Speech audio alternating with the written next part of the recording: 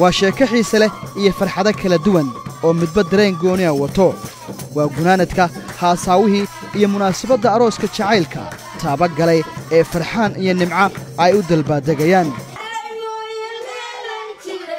waxaa goobta ku sugan ehelada labada mucaashaq ay kulmiyeen lamaanaha ka soo gudbay badweynta jacaylka isla markaasina ka midho dhaliyey jacaylkii la xasuusaan doogoobeen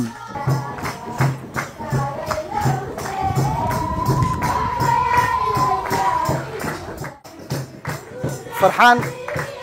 iyo nimco waa qoys cusub oo ku soo biiray bulshada muslimiinta waxay ka mid ahaayeen 30 qof ama 30 qoys ay dawladdu dabcan ama nasiib u helay gurihii dawladda u dhistay maanta bahda SRTV waxay kala qayb galaysaa toddobabaxa arooskooda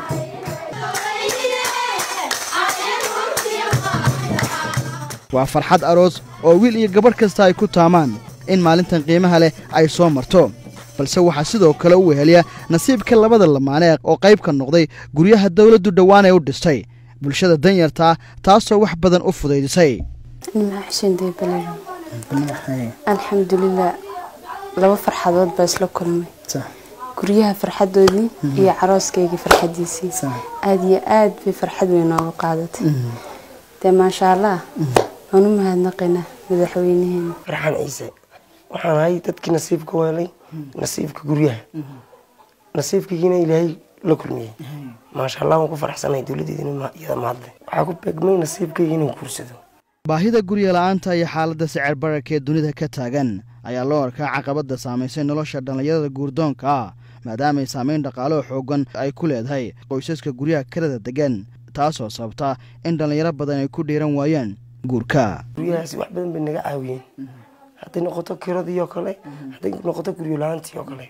maasha Allah waan ku faraxsanahay alxamdulillah waan kaga maaranay intaasoo badan waan kaga maaranay waxyaabad kaga maaranteen maxaa kamid ah kiradii waan kaga maaranay maxay hayday adu kirooyinka sida qaabka ay yihiin kale waad aragtaan maleynaya waxyaabahaas oo dhan ma kaga maaranay marka alxamdulillah wax maanta naga dhiman ma jiro bal farxad labada farxadood ka wadayaan wallahi aad weyn farxad badan tahay khaasatan adika nimcahan farxad nuucee ay ku leedahay yani in gurihii iyo isku heshid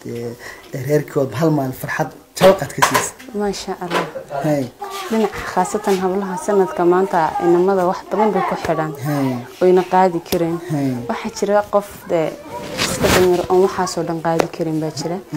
الحمد لله دائما وحبا ينكحران إنما ذا ينكرتين لأنتد ددن أي معان ملي waxay qayb ku leedahay oo macna gaar ah iyo madadaalo u yeeshaa maalmahan oo kale waxay gacanteeda ku tumaysaa durbaanka oo sameynaya dhawaq xasuusa ku reebaya bulshada waxa sidoo kale cod toolmoon ay ku qaadaysaa oo ku luuqaynaysaa heesaha kala duwan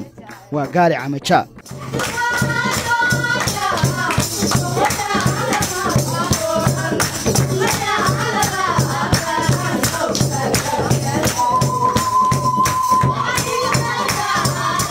أقل كبير يا أروس والماتة وفدنا ولا الله كاجزاي سي مصطفى أروس كي النصيب كوارن أنك يا عجائب إلهي سلك المية باهي وين وطات كنا قاضي يبقى إلا توقش على كورة باهي وين بنو قمني وانو بابا سنين إلهي بنو سو تشيدي